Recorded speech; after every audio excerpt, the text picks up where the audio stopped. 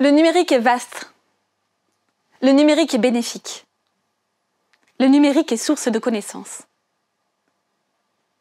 Or, le numérique comporte également de nombreux dangers, d'abondants périls. À ce moment précis de mon discours, certains d'entre vous ont déjà pensé au thème du hacker. Cet homme, cagoulé dans votre imagination, parfois assimilé au service secret d'un État, cet individu tapotant frénétiquement sur son clavier, cherchant à se procurer par milliers les codes bancaires des internautes. Oui, la menace semble grande de devenir victime du piratage. De voir nos données personnelles, nos photos, notre vie privée exposées au grand jour, aux yeux de tous. Or, si leur existence ne peut être niée, la réalité est autre. Ici intervient l'énigmatique figure du hacker éthique. D'une omniprésence sous-jacente, d'un militantisme des coulisses. Homme ou femme de tout âge, justicier s'étant donné pour mission d'exposer au grand jour des vérités cachées dans les faces profondes du web. Je n'en citerai que quelques-uns. Tous faisant débat. Anonymous, Wikileaks, affaire Snowden et Mannings, affaire des emails du Parti démocrate américain, Darknet ou ransomwares. Certes, nombreux. Mais y a-t-il véritablement une place pour les white hats dans la République numérique? Ces hommes, ces femmes se battent tous les jours pour la liberté d'expression, cherchent à dévoiler à tous des failles informatiques à des fins d'information.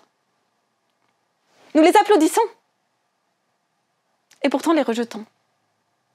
Nous les remercions et pourtant les condamnons.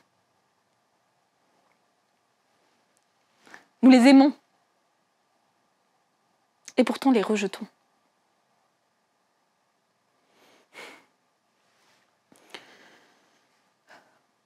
Depuis 2010, le malaise s'est accentué. En effet, loin d'encourager la liberté, l'information et la communication, la loi sur l'économie numérique a prohibé le fait de divulguer publiquement des informations accompagnées de leur code de système d'exploitation. Ce faisant, la loi contredit nettement l'éthique hacker et le principe du logiciel libre, pourtant nécessaire.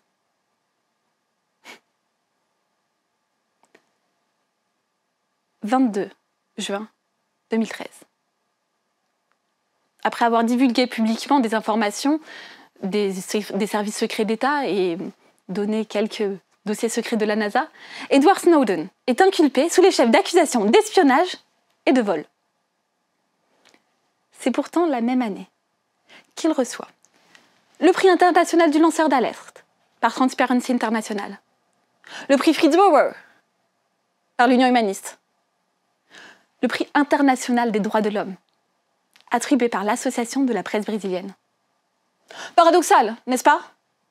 Un homme incarcéré pour avoir évité une guerre, si l'on reprend les mots quelque peu ironiques du président bolivien. Alors oui, vous me répondrez que cela est normal, que la limite entre offensif et préventif est si faible qu'il vaut mieux la protéger en imposant de telles mesures. Mais sont-elles véritablement fondées? Aujourd'hui, ère du numérique, ne devrions-nous pas légiférer de telle sorte à encourager au lieu de punir? Proposer des salaires hautement rémunérés afin de propager cette idée qu'est l'éthico-hacking? Personnellement, je pense que oui. Et je ne suis pas seule.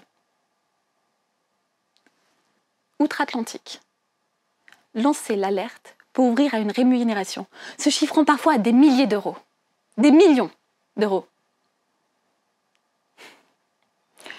Certes, de nombreux politiques et de nombreuses lois ternissent encore le tableau. Mais comme ces parlementaires, mieux que ces parlementaires. Unissons-nous et prônons l'ethical hacking. Prônons les white hats. Battons-nous pour eux.